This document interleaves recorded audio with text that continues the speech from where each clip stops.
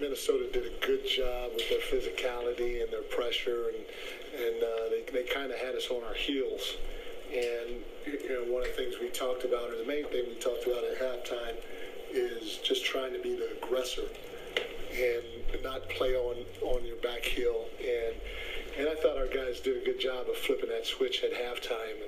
And hopefully we could have done it from the beginning, but our guys figured it out. And a lot of guys, played a big part. And I thought Deuce was really, really good for us on both ends of the floor. His aggressiveness, his pace, when he was in the game, just helped get us over the hump in a lot of different situations. And so he was really, really big for us tonight in terms of trying to establish ourselves as the aggressor. Had a lot of. He also was our defensive player of the game. He could have gone to Mitch too. I thought Mitch had like 9 blocks or 10 blocks. I was shocked he only had 3. But Mitch was all over the place. He was guarding everybody, contesting shots, blocking shots, and then I'm gonna take a poll. Who has seen a stat sheet that has somebody playing 16 minutes and get 9 offensive rebounds? Raise your hand. Who? Fish. I like that. Yes. I mean, that was absolutely amazing. And one of the things we talked about was hitting the offensive glass. And for Mitch to get 9, I've been on OG. OG is as talented and strong and athletic as they come. And he had 5 big offensive rebounds for us tonight.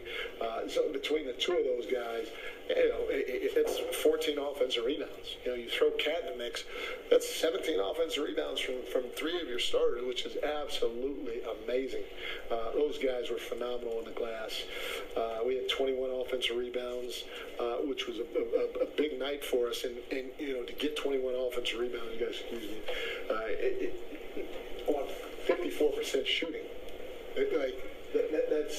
that's amazing. And they're a big, strong, athletic team. So I got to give our guys a lot of credit. 55 field goals made, 32 assists, and so the ball's moving, the ball's humming, and that was part of the success we had in the second half. Our quick decisions, the floor was spaced the right way, and we just kept trying to share the ball and find our an open teammate. Jalen and our backcourt of Jalen and N.Y.K, those two guys had a combined 15 assists between the two of them. And I mean, I could go on and on. It's a big win versus a really good team that's well coached. Coach, you spoke about Mitch and OG. Were they the catalyst for the aggressiveness? Obviously, Mitch playing in those short intervals seemed to really have that burst every time he was on the floor. Yeah, they were big, but I got to give a lot of credit to Deuce. Deuce was aggressive the right way. He played under control, but if they tried to pick up full court, he drove it by him, he touched the paint, he played off the 2, and he sprayed it. And guys got great looks, so it got us into our offense.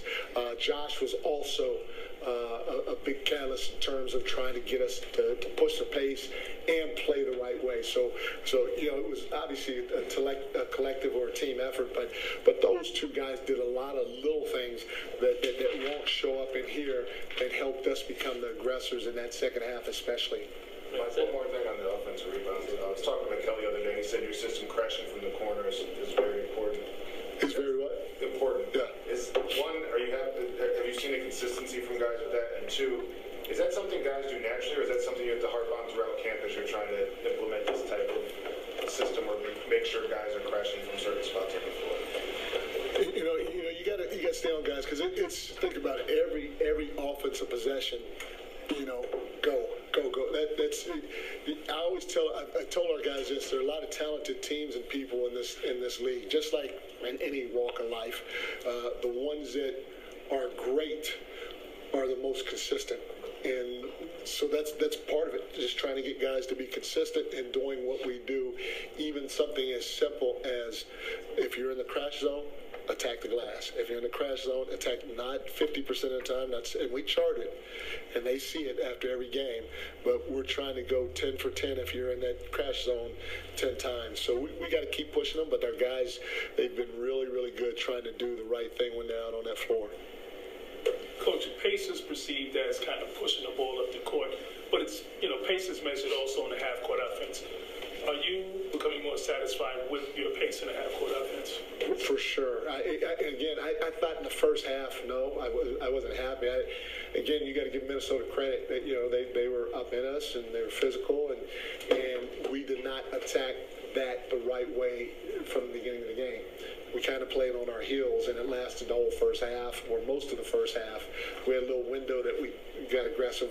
Again, I thought with Deuce was on the floor, his group did a really good job of it, and Josh. But the second half, I thought everybody picked up the pace, not just in the full court, but in the front court as well. And the biggest difference in the front court, you have to play with, you have to have a cadence with your pace. It can't be 100 miles an hour all the time. You got to know when you got to go from point A to point B. You can do that at 100 miles an hour, but throughout most of our movement stuff offensively, you got to play with a little bit of a cadence, quick to slow, slow to quick, just to keep the defense guessing.